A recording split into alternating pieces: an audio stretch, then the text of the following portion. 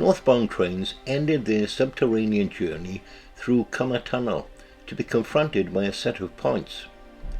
These would determine whether they curved right to enter Cymmer Afan station or were launched over the river to take the former South Wales mineral line to Clincorwg and North Rhondda collieries.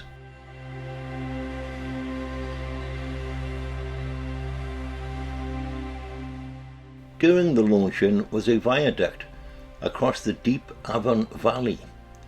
Built by the Llinvi and Ogmore Railway, it came into use in 1878. Intended to comprise 9 masonry arches, a shortage of skilled masons prompted a redesign in favour of wrought iron.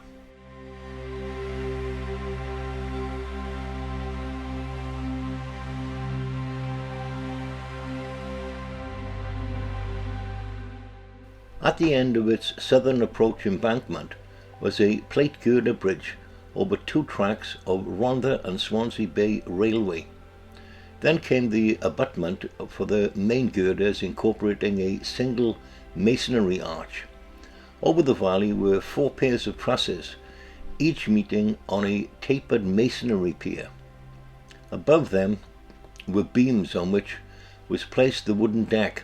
The northern abutment also includes an arch. The last train travelled over the structure on the 25th of June 1970, although it was officially taken out of use on the 25th of August.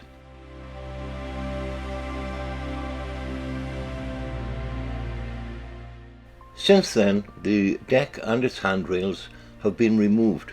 So too has the southern approach embankment. The structure was given a Grade 2 listing in 2000.